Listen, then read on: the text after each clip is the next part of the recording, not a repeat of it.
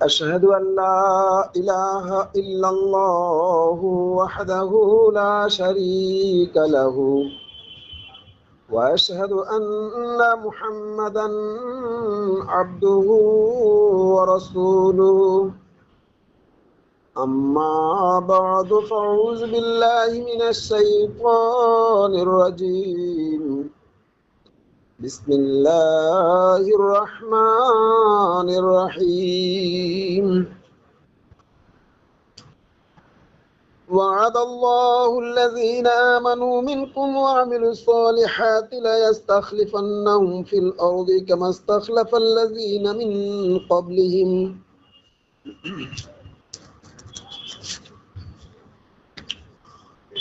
শ্রদ্ধেয় শ্রোতা মণ্ডলী, আজ এই মহতী জলসায় হযরত ইমাম মাহদী আলাইহিস সালাতু ওয়াস সালামের আগমনের বার্তা আপনাদের কাছে পৌঁছে দেওয়ার জন্য সংক্ষিপ্ত কিছু বিষয়ে আলোকপাত করব। ইতিপূর্বে আমার ইউটিউব এবং ফেসবুকে এই বিষয়ের উপরে বক্তব্য বহু হয়েছে, যে বিষয়ের উপরে আগামীতে আরো বক্তব্য চলবে, কারণ এর সপক্ষে অসংখ্য দলিল প্রমাণ পবিত্র কোরআন ও হাদিসে বিদ্যমান। এই বিশ্ব জগৎ এই সব বিভিন্ন প্রকারের বদান্যতার পরিপূর্ণ হয়ে ওই নির্ধারিত সময়ের জন্য প্রতীক্ষা করেছিল,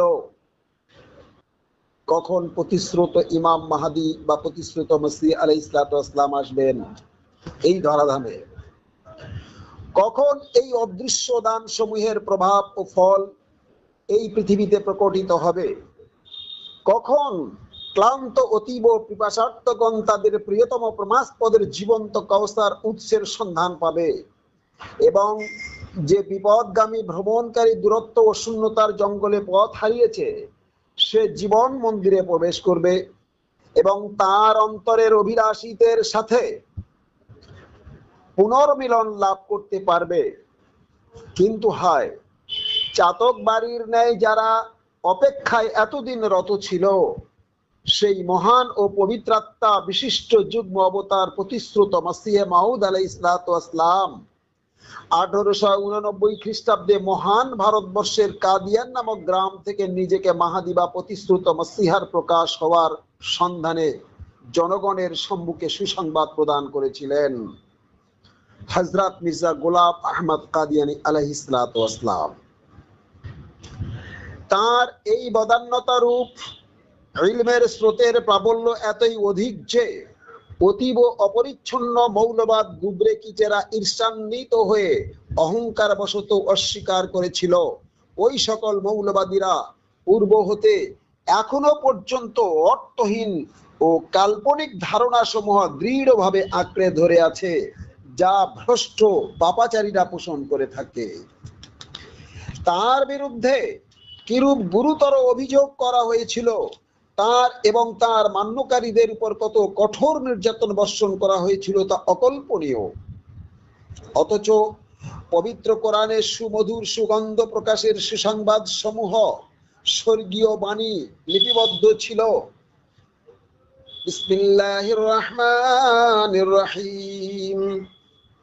وعد الله الذين آمنوا منكم وعملوا الصالحات ليستخلفنهم في الأرض كما استخلف الذين من قبلهم। পূর্বে ফার্স্টে আমি যা বলেছিলাম আপনাদের নিকট তার অর্থ, তোমাদের মধ্যে হতে যারা ঈমান আনে এবং সৎকর্মপরায়ণ, আল্লাহ তাআলা তাদের নিকট প্রতিশ্রুতিবদ্ধ যে তিনি তাদের মধ্যে সমগ্র পৃথিবীবাসীর জন্য খলিফা অর্থাৎ ঐশী প্রতিনিধিত্ব প্রদান করবেন, যেভাবে তিনি তাদের পূর্ববর্তীগণের মধ্যে খলিফাদের নিযুক্ত করেছিলেন। 24 নম্বর সূরা নূর 56 নম্বর আয়াত।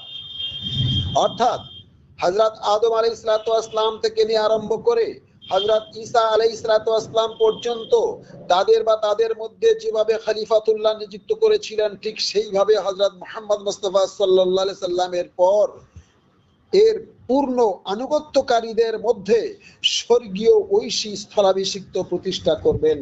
এটাই আল্লাহ তাআলা মানব জাতির কাছে বা আল্লাহ তাআলা তার বান্দাদের কাছে প্রতিশ্রুতিবদ্ধ। তিনি এসে অর্থাৎ ইমাম মাহদী আলাইহিস সালাতু ওয়াস সালাম এসে স্বর্গীয় পুনর্মিলনের রেজওয়ান উদ্যানের পুষ্পাবলীর নিকট এটা ঐধৈর্যপূর্ণ প্রেমিকার প্রণয় প্রচেষ্টা সমূহ ব্যক্ত করবেন এবং প্রিয়তমা প্রেমিকের সুষমার মোহিনী শক্তির অবগুণ্ঠন উন্মোচন করবেন। প্রেমোদ্যানের বায়ু পুষ্প সমূহের উপর ইহা সত্যের রহস্যাদি নিদর্শন সমূহ সম্পূর্ণ করবেন।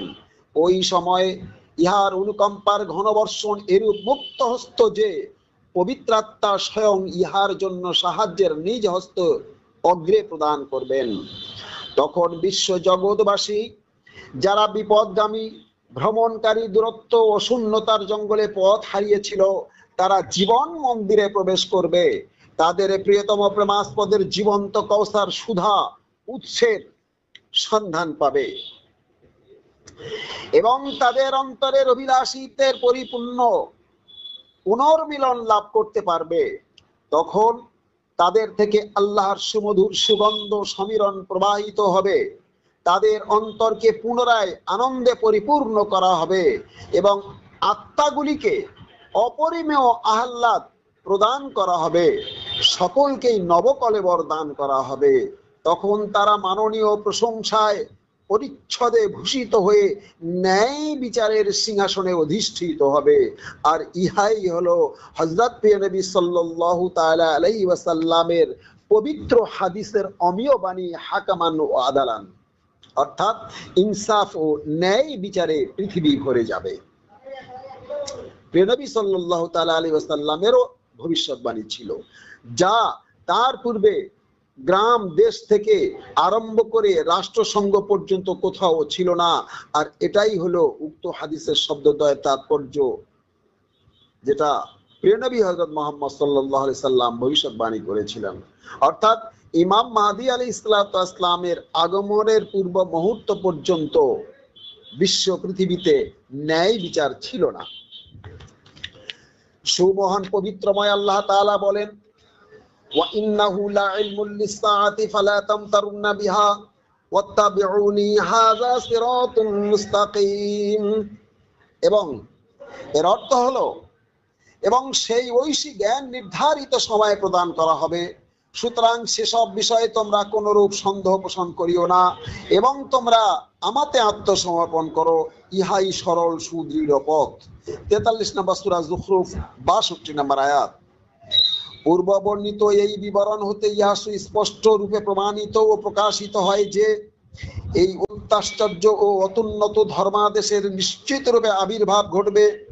সেই প্রকারে হযরত মির্জা গোলাম আহমদ কাদিয়ানী আলাইহিস সালাতু ওয়াস সালাম নামক অত্যুজ্জ্বল আলোক পৃথিবীতে প্রতিশ্রুত মসিহ ও মাহদী রূপে আবির্ভূত হয়েছিলেন।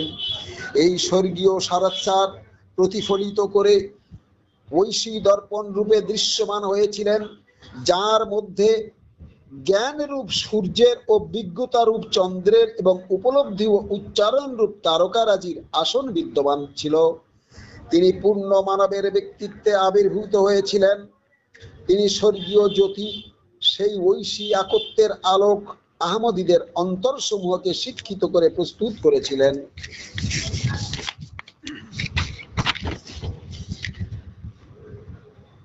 শাশ্বত প্রভুর অত্যুন্নত শক্তি দ্বারাই তাকে প্রেরিত করা হয়েছিল এবং সর্বশক্তিমান সম্রাট আল্লাহর মহিমান্বিত পরম আদেশেই তার অভ্যুত্থান হয়েছিল। সুমহান পবিত্রময় আল্লাহ তাআলা বলেন, আন-নাজমুস সাকিব, অর্থাৎ তিনি অতীব উজ্জ্বল নক্ষত্র। 86 নম্বর সূরা আত-তারিক 4 নম্বর আয়াত। এই ঐশী স্বর্গীয় শাশ্বত বাণী 1400 বছর পূর্বে সুমহান পবিত্রময় আল্লাহ তাআলা স্বর্গীয় রহস্যাবলীতে দীক্ষিত অবিনশ্বর জীবনের পানপাত্র হতে পান করেছেন সেই নবী সম্রাট হযরত মুহাম্মদ মুস্তাফা সাল্লাল্লাহু তাআলা আলাইহি ওয়াসাল্লামের নিকট ভবিষ্যৎবাণী করেছিলেন যে, হে নবী, তুমি কি অবগত আছো যে শুকতারা কি? তা হলো একটি উজ্জ্বল নক্ষত্র। এই বাক্যাংশগুলির মধ্যে দৃশ্যমান আকাশের নক্ষত্র শুকতারার কথা বলা হয়নি, বরং অদৃশ্যমান আকাশের একটি উজ্জ্বল তারকা প্রকাশিত হবে, যিনি আল্লাহর নিকট হতে অবতীর্ণ বাণী পবিত্র কোরআনের সাক্ষ্য প্রদান করবেন এবং স্বর্গীয় প্রত্যাদেশ দ্বারা পবিত্র কোরআনের জ্ঞান বিজ্ঞতার সলসাবিল পান করে মোহাম্মদী সূর্যের আলো পৃথিবীবাসীর নিকট তার জ্যোতির কিরণ প্রদান করবেন। 43 নম্বর সূরা যুখরুফের স্বর্গীয় বাণীর তাৎপর্য এই যে সুমহান পবিত্রময় আল্লাহ তাআলা তাকে স্বর্গীয় রহস্যাবলীতে দীক্ষিত করবেন এবং অবিনশ্বর জীবনের পানপাত্র হতে তাকে পান করাবেন। তিনি হবেন বিশ্বের মানব জাতির জন্য এক উজ্জ্বল নক্ষত্র। 86 নম্বর সূরা আত-তারিকের 4 নম্বর আয়াতে সেই উজ্জ্বল তারকার কথাই বলা হয়েছে। অন্যথায় এই দৃশ্যমান আকাশে যে তারকারাজি দেখা যায় এদের কথা বলা হয়নি। যারা মৌলবাদীরা এই কথা মানে বিশ্বাস করে বা এই অর্থ করে এবং এই অর্থ করেই মানুষকে বিভ্রান্ত করেছে। এর প্রকৃত অর্থ আপনাদের সামনে আমি উপস্থাপন করলাম।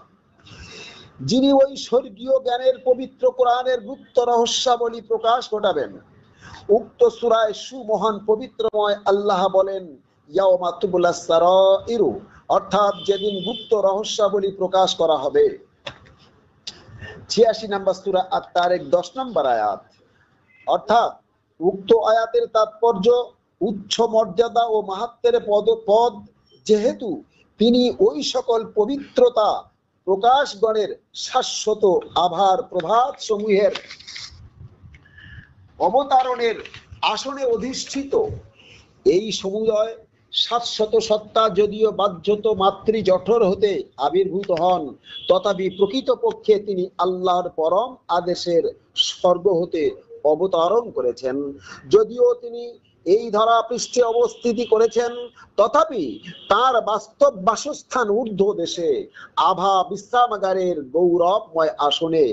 এই পৃথিবীতে নশ্বর মানবের মধ্যে বিচরণ কালেও তিনি পরম সান্নিধ্যের আকাশে উড্ডীয়মান থাকেন।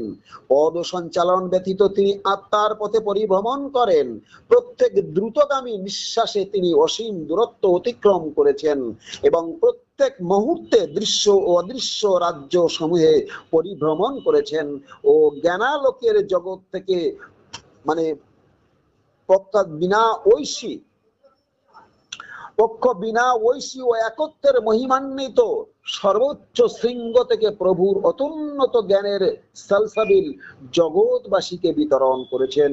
তাই সুমহান পবিত্রময় আল্লাহ তাআলা বলেন ওয়ালিল্লাহি গায়বাস সামাওয়াতি ওয়াল আরদি ওয়া মা আমারু সাআতি ইল্লা কালামহিল বাসারি আও হুয়া আকরাবু ইন্নাল্লাহা আলা কুল্লি শাইইন কাদির। অর্থাৎ আকাশ সমূহ ও পৃথিবীর অদৃশ্য বিষয়ের জ্ঞান একমাত্র আল্লাহর এবং নির্দিষ্ট সময়ের আগমনের বিষয়টি কেবল চক্ষুর নিমিষের ন্যায় অথবা উহা অপেক্ষা নিকটতর। নিশ্চয় আল্লাহ সকল বিষয়ের উপর সর্বশক্তিমান। 16 নম্বর সূরা নাহল 78 নম্বর আয়াত। উক্ত আয়াতে আল্লাহ তাআলা যে জ্ঞান দিয়ে পাঠাবেন, ইতিপূর্বে আমি 43 নম্বর সূরা থেকে একটি আয়াত পড়েছি এবং এই আয়াত সেই আয়াতের সাক্ষ্য বহন করে যে আল্লাহ তাআলা যখন প্রতিশ্রুত মসিহ আলাইহিস সালাতু ওয়াস সালামকে পৃথিবীতে প্রেরণ করবেন, তখন তাকে আধ্যাত্মিক জ্ঞান, আধ্যাত্মিক নলেজ, ইলম, তাসাউফ, স্বর্গীয় ঐশী জ্ঞান দিয়ে প্রেরণ করবেন। স্বর্গীয় সালসাবিল তাকে পান করাবেন এবং তিনি সেই স্বর্গীয় সালসাবিল হাউজে কাউসার পৃথিবীবাসীকে বিতরণ করবেন। এতটাই জ্ঞান তাকে দান করা হবে যে এত গভীরত্ব, জ্ঞানের গভীরত্ব থাকবে এবং সেই জ্ঞানের সালসাবিল মানুষ বুঝতে পারবে না এবং নিতে পারবে না। তাই বলা হয়েছিল যে তার জ্ঞান নেওয়ার মতো পৃথিবীতে একজনও থাকবে না। বিশ্ব নবী হযরত মুহাম্মদ মুস্তাফা সাল্লাল্লাহু তাআলা আলাইহি ওয়াসাল্লামের পরে স্বর্গীয় ঐশী বাণীর এই আয়াতের তাৎপর্য বা হাকিকাতের জ্ঞান অপর কাহারও প্রতি অবতীর্ণ করা হয়নি। কেবল এই যুগের যুগ অবতার হযরত মসিহ মাউদ আলাইহিস সালাতু ওয়াস সালাম ব্যতীত। আল্লাহ তাআলা যাকে স্বর্গীয় রহস্যাবলিতে দীক্ষিত করেছেন, যিনি কেবল অবিনশ্বর জীবনের পানপাত্র হতে পান করেছেন, অতএব মাতৃগর্ভ থেকে আল্লাহ তাআলা তাকে নিজ দায়িত্বে বা নিজ হাতে তৈরি করেছেন। সুমহান পবিত্রময় আল্লাহ তাআলা বলেন, ওয়ালাহুল জাওয়ারিল মুনশাআতু ফিল বাহরি কাল আলাম, অর্থাৎ এবং সমুদ্রবক্ষে পর্বতের ন্যায় সুউচ্চ দ্রুতগামী জাহাজগুলি তাহারই। ৫৫ নম্বর মানে সূরা রহমান ২৫ নম্বর আয়াত। প্রথমত ঐশী স্বর্গীয় বাণীর এই আয়াতটি আয়াতে মুতাশাবিহাত বা আলংকারিক, যার অর্থ হবে রূপক। অন্যথায় ডাইরেক্ট অর্থ করলে মিলবে না, কারণ সমুদ্র গর্ভে তখন বড় বড় জাহাজ ছিল না। কখন? প্রিয় নবী হযরত মুহাম্মদ আরবি সাল্লাল্লাহু তাআলা আলাইহি ওয়াসাল্লামের জামানায় তখন ইঞ্জিন আবিষ্কার হয়নি। এই রকম ধরনের কোনো বড় বড় জাহাজ, মানে সে সওদাগরি জাহাজ বলো বা যুদ্ধের জাহাজ বলুন না কেন, যে কোনো জাহাজ তখন আবিষ্কার হয়নি। অথচ আল্লাহ তাআলা বলছেন যে আমি সমুদ্র গর্ভে, সমুদ্র বক্ষে যে সকল জাহাজগুলি চলে, হ্যাঁ, সেগুলি আমি দিয়েছি বা আমি সৃষ্টি করেছি। তাহলে আজকের নাস্তিকতাবাদ সারা বিশ্ব পৃথিবীতে প্রশ্ন করবে যে কোরআন নাউজুবিল্লাহ কত মিথ্যা কথা বলে, নাউজুবিল্লাহ তোমাদের আল্লাহ কত মিথ্যা কথা বলে। হযরত মুহাম্মদ মুস্তাফা সাল্লাল্লাহু আলাইহি সাল্লামের যুগে তখন সমুদ্রে, পৃথিবীর বুকে কোথাও এরূপ জাহাজ নেই বা ছিল না তখন।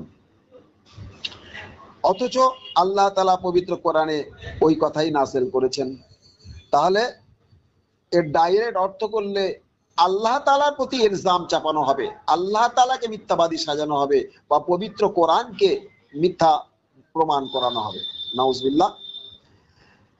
দ্বিতীয়ত, বর্তমানে যে জাহাজগুলি সমুদ্র গর্ভে চলে তার সবই বিভিন্ন রাষ্ট্রের, সেটা আমেরিকার হতে পারে, ফ্রান্সের হতে পারে, জাপান, জার্মান, হংকং, হ্যাঁ, Holland, Scotland, England, Pakistan, Bangladesh বা ভারত, মানে পৃথিবীর সমস্ত রাষ্ট্রের কমাবেশি জাহাজ আছে। এবং এই রাষ্ট্রীয় জাহাজ বা রাষ্ট্রের মধ্যে বড় বড় কোম্পানি আছে, সেই সমস্ত সকল কোম্পানিদেরও জাহাজ।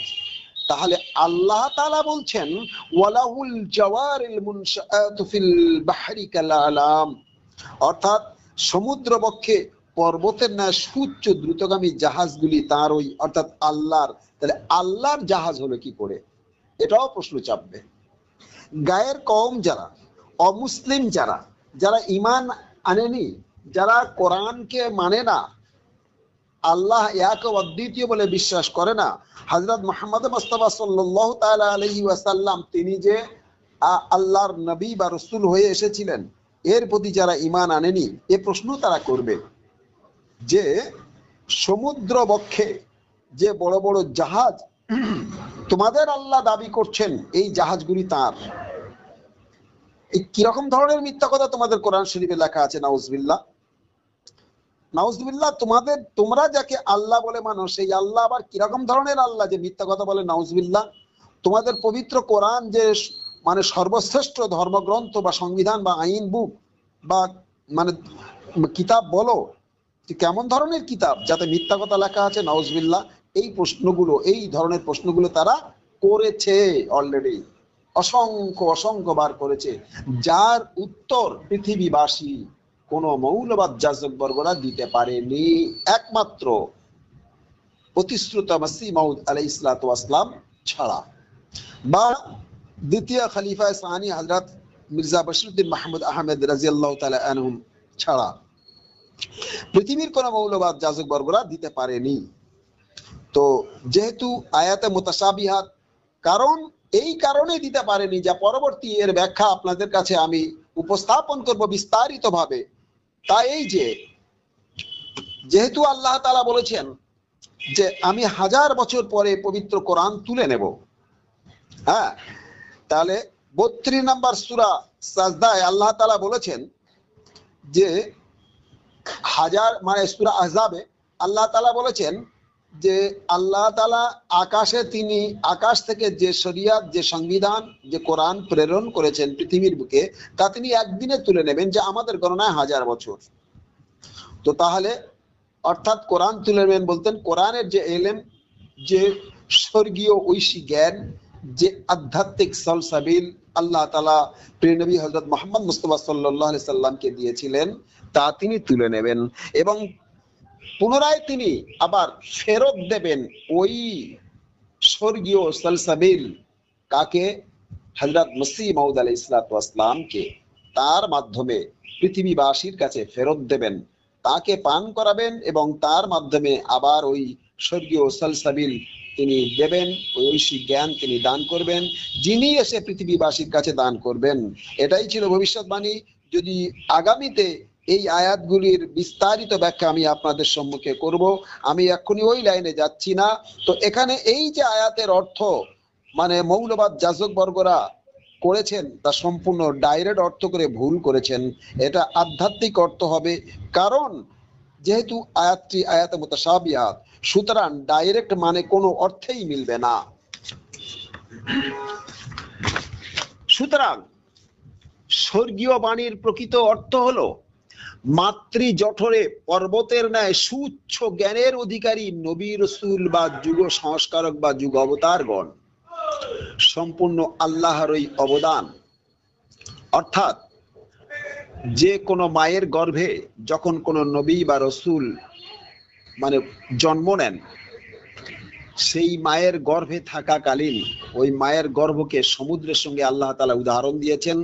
আর গর্ভের মধ্যে যে সন্তান আস্তে আস্তে আস্তে আস্তে বড় হচ্ছে, সেই সন্তানকে আল্লাহ তাআলা এত জ্ঞান দান করবেন, যাদেরকে আল্লাহ তাআলা সমুদ্র গর্ভের সুউচ্চ দ্রুতগামী বড় বড় জাহাজের সঙ্গে তুলনা করেছেন, উদাহরণ দিয়েছেন আল্লাহ। কারণ আল্লাহ তাআলা পবিত্র কোরআনের বহু জায়গায় বলেছেন, আমসালু নাদরিবুহা লিন-নাসি লাআল্লাহুম ইয়াতাফাক্কারুন। আমি মানব জাতির কাছে পবিত্র কোরআনকে বিভিন্ন ভাবে উদাহরণ দিই, যাতে এরা উপলব্ধি করতে পারে, বুঝতে পারে, সহজে হৃদয়ঙ্গম করতে পারে।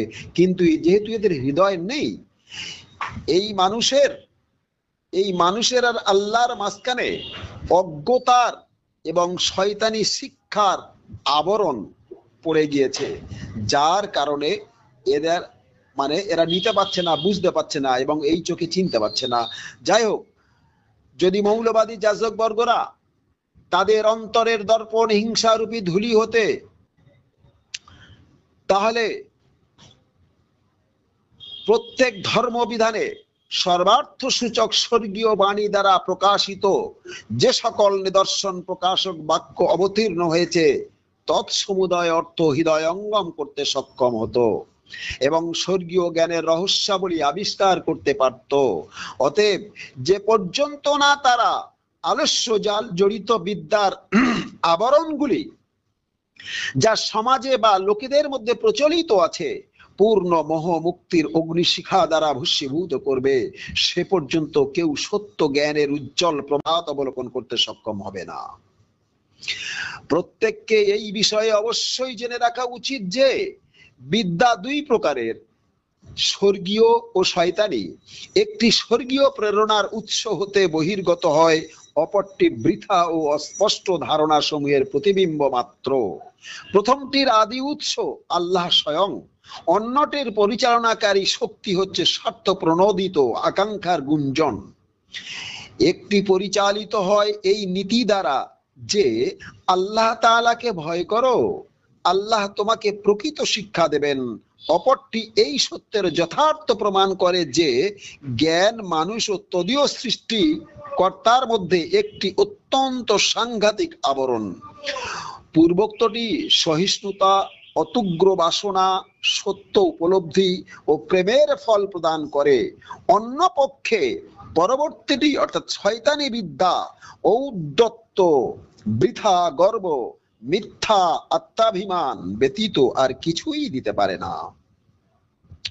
তাই সুমহান পবিত্রময় আল্লাহ তাআলা বলেছেন, কুল জাআল হক ওয়ামা ইউবদিউ ওয়ামা ইউবদিয়াল বাতিলু ওয়ামা ইউঈদ। অর্থাৎ তুমি বলো প্রকৃত সত্য স্বর্গীয় জ্ঞানের জ্যোতির উজ্জ্বল প্রভাত উদ্ভাসিত হয়েছে এবং নিশ্চয় আলস্য জাল জড়িত বিদ্যা কোনো কিছু উদ্ভাবন করতে পারে না এবং পুনরাবৃত্তিও করতে পারে না। এই যে শয়তানি বিদ্যা অর্থাৎ পবিত্র ঐশী বাণী ব্যতীত এই যারা ফতোয়ার বই, মসলা মাসাইল ইত্যাদি নিজের রচনা, মৌলবাদী যাজকবরদের নিজ রচিত গ্রন্থের যে বিদ্যা, এই বিদ্যার মধ্যে ঔদ্ধত্য, বৃথা গর্ব, মিথ্যা আত্মাভিমান ছাড়া আর কিচ্ছু নেই।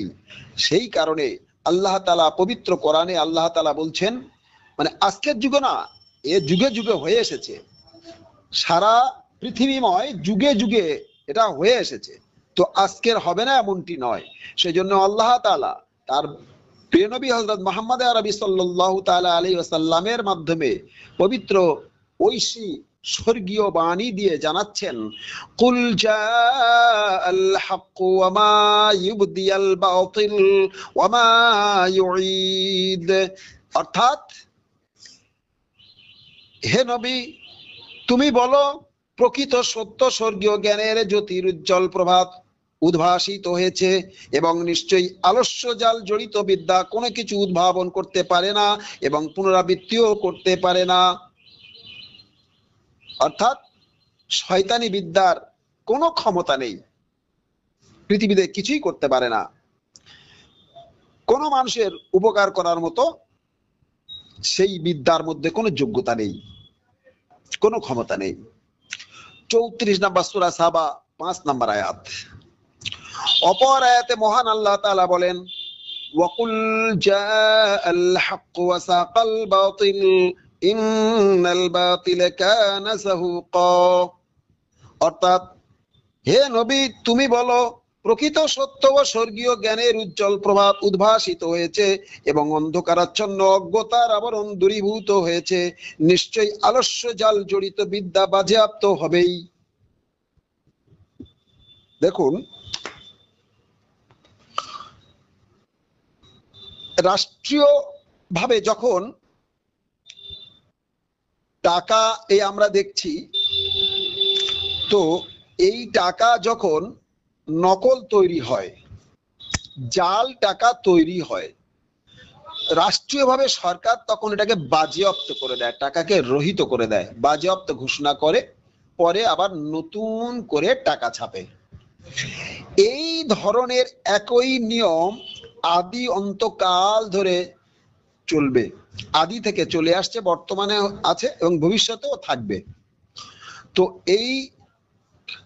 এই রূপ ভাবে যত পবিত্র ঐশী স্বর্গীয় বাণী আল্লাহ তাআলার পক্ষ থেকে বিভিন্ন অবতাররা নিয়ে পৃথিবীকে আবির্ভূত হয়েছিলেন, তো মানুষ, এই জনগণ বা এই মৌলবাদ যাজক বর্গরা যখন তার অপব্যাখ্যা করে, মানে প্রকৃত সুশিক্ষা বা সুব্যাখ্যা তারা দেয়নি, তারা অপব্যাখ্যা করে সমাজকে বিচ্যুত করেছিল এবং বিভিন্ন ফেরকায় বিভক্ত করেছিল, যেমন আজও করে ফেলেছে। তো তখনই আল্লাহ তাআলা আবার নতুন করে শিক্ষা প্রেরণ করেছেন। কিন্তু যেহেতু হযরতে মুহাম্মদ মুস্তাফা সাল্লাল্লাহু তাআলা আলাইহি ওয়াসাল্লামকে যে ঐশী স্বর্গীয় বাণী দান করা হয়েছিল, যার নাম পবিত্র কোরআন, সেই বাণী কিন্তু পূর্বের যত ঐশী গ্রন্থ এসেছিল সকল ঐশী গ্রন্থের মানে জিস্ট পবিত্র কোরআন বর্ণনা করেছে এবং এটাই হচ্ছে খাতামাল কোরআন। এই কোরআন হচ্ছে সর্বময় শিক্ষা নিয়ে এসেছে এবং অনন্ত অনন্ত কাল এই কোরআন সর্বময় শিক্ষা স্বরূপ মানব জাতির পথ প্রদর্শক বা পথ দেখাবে। তো এই কোরআনের যখন কেউ অপব্যাখ্যা করবে, এই কোরআনের অপব্যাখ্যা করে যখন বিভিন্ন ফেরকায় বিভক্ত করে মৌলবাদ যাজক বর্গরা পৃথিবীতে প্রতিষ্ঠিত হওয়ার চেষ্টা করবে, আল্লাহ তাআলা তখনই তার পক্ষ থেকে তিনি মুজাদ্দিদ বা যুগ সংস্কারক প্রেরণ করবেন, যার কাছে আধ্যাত্মিক জ্ঞান, সঠিক ব্যাখ্যার জ্ঞান, যার মাধ্যমে দিয়ে আল্লাহ তাআলা পৃথিবীতে প্রেরণ করবেন, তিনি বা তারা এসে পৃথিবীর বুকে আবার প্রকৃত কোরআনের সত্য জ্ঞান, প্রকৃত জ্ঞান মানব মানে জাতির সম্মুখে মানে বিকাশ ঘটাবে বা প্রকাশ করবেন। এটাই কোরআনের বহু জায়গায় ভবিষ্যৎবাণী করেছেন। তো এই যুগে আল্লাহ তাআলা যে বলেছেন আমি কোরআন তুলে নেব, অর্থাৎ মৌলবাদীরা কোরআনের এত অপব্যাখ্যা করেছে যার ফলে এত দল মত বিভক্ত হয়ে গিয়েছে যে একে অপরকে কেউ মুসলমান ভাবে না, একে অপরকে কাফের ভাবে, এবং আল্লাহ হতে বহু দূরে সরে গিয়েছে, আল্লাহ থেকে ব্যবধান সৃষ্টি হয়ে গিয়েছে। তাদের আর আল্লাহর মাঝখানে শয়তানি বিদ্যার পর্দা, শয়তানি বিদ্যার আবরণ পড়ে গিয়েছে, যার জন্য আল্লাহ তাআলাকে চিনতে পারছে না, বা আল্লাহ তাআলার প্রেরিত মহাজনকে তারা চিনতে পারছেন না। এই জন্য হযরত মানে মসিহ মাউদ আলাইহিসসালামের প্রতি তারা কুফরি ফতোয়া দিয়েছে। কারণ কি?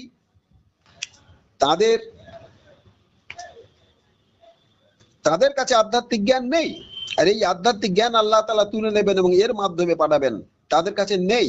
ওই কারণে তারা চিনতে পারবে না। সেই কারণে আল্লাহ তাআলা বলেছেন ওয়াকুল জাআল হক ওয়া সাকাল বাতিল ইন্নাল বাতিলা কানা যাহুকা। এখানে যে সত্য এসেছে এবং মিথ্যা দূরীভূত হয়েছে, এই ধরনের মানে শাব্দিক অর্থ করে ছেড়ে দিলে হবে না। আসল কোরআনে যে আল্লাহ তাআলা প্রকৃত জ্ঞান, প্রকৃত অর্থ দিয়েছেন, যে অর্থটা আমি আপনাদের সম্মুখে বর্ণনা করছি, যে ওয়াকুল জাআল হক ওয়া সাকাল বাতিল ইন্নাল বাতিলা কানা যাহুকা, অর্থাৎ তুমি বলো হে মুহাম্মদ সাল্লাল্লাহু আলাইহি ওয়াসাল্লাম, ওয়াকুল, হে নবী তুমি বলো, মানব জাতিকে শোনাও, মানব জাতির কাছে মানে বলো, প্রকৃত সত্য ও স্বর্গীয় জ্ঞানের উজ্জ্বল প্রভাত উদ্ভাসিত হয়েছে এবং অন্ধকারাচ্ছন্ন অজ্ঞতার আবরণ দূরীভূত হয়েছে। নিশ্চয় আলস্য জাল জড়িত বিদ্যা বাজেয়াপ্ত হবেই। অর্থাৎ যারা এই অপব্যাখ্যা করেছে প্রকৃত কোরআনের, প্রকৃত জ্ঞানের, ঐশী বাণীর যারা অবমাননা করেছে, অপব্যাখ্যা করে, তাদের এই অপব্যাখ্যাগুলিকে বাজেয়াপ্ত করে দেওয়া হবে। ইমাম মাহদী আলাইহিসসালাম এসে তাদের অপব্যাখ্যাগুলিকে বাজেয়াপ্ত করেছেন। পবিত্র আয়াতটি এসছে 17 নম্বর সূরা বনী ইসরাইলে 82 নম্বর আয়াত। অতএব এই স্বর্গীয় বাণীর শানে নুজুল এই যে ইসলাম আগমনের পূর্বে মক্কায় প্রকৃত স্বর্গীয় জ্ঞানের বিলুপ্তি ঘটেছিল।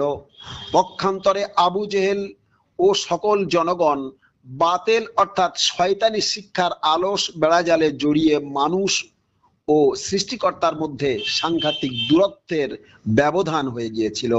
ফলে তাদের চোখে বা হৃদয়ে বৃথা ও অস্পষ্ট ধারণা এবং অজ্ঞতার অন্ধকারাচ্ছন্ন আবরণ ছিল।